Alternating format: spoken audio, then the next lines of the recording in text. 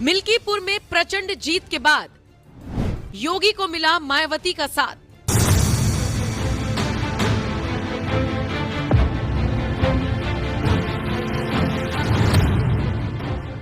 एक तरफ सभी का ध्यान दिल्ली विधानसभा चुनावों के नतीजों में बीजेपी की प्रचंड जीत पर था, तो वहीं यूपी के मिल्कीपुर सीट पर हुए उपचुनाव में भी बीजेपी का डंका बजता हुआ नजर आया।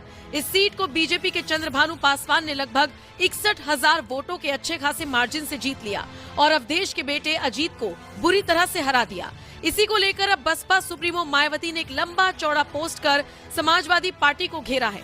मायावती ने इस दौरान दिल्ली विधानसभा चुनावों का भी जिक्र किया। चलिए एक एक कर आपको बताते हैं मायावती ने किस तरह से मिल्कीपुर और दिल्ली चुनावी नतीजों को लेकर क्या कुछ कहा। बसपा सुप्रीमो मायावती कहती हैं, मिल्कीपुर विधानसभा उपचुनाव में समाजवादी पार्टी अपनी ही सीट पर 61,710 वोटों से बुरी तरह से हार गई। जनता के बीच ये सवाल उठ रहा है कि जब बसपा द्वारा चुनावी गड़बड़ी संबंधी आवश्यक सुधार होने तक देश में कोई भी उपचुनाव नहीं लड़ने के फैसले के कारण इस सीट पर पार्टी का कोई उम्मीदवार नहीं होने के बावजूद सपा की इतनी शर्मनाक हार कैसे हुई।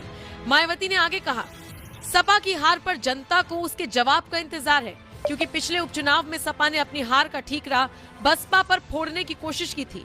ऐसे में एक बार फिर ये संदेश दिया जा रहा है कि भाजपा, कांग्रेस और सपा जैसी जातिवादी पार्टियां गरीबों, मजदूरों, दलितों, पिछड़ों, मुस्लिमों और अन्य अल्पसंख्यकों की हितैषी नहीं बल्कि कई मामलों में शोषक है।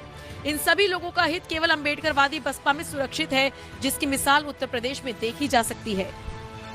मायावती यही नहीं रुकी। दिल्ली विधानसभा चुनावों के नतीजों को देखते हुए उन्होंने कहा, अब जबकि दिल्ली की जनता ने हवा चले जिधर की चलो तुम उधर ही के तर्ज पर मतदान कर भाजपा की सरकार बना दी है, तो केंद्र की भाजपा सरकार की जिम्मेदारी बनती है कि वो राजधानी की लगभग 2 करोड़ जनता से किए गए जनहित और जन कल्याण के वादों को पूरी ईमानदारी और निष्ठा से जल्द पूरा करे, ताकि आम लोगों का जीवन थोड़ा बेहतर हो सके और अच्छे दिन की परिकल्पना साकार हो।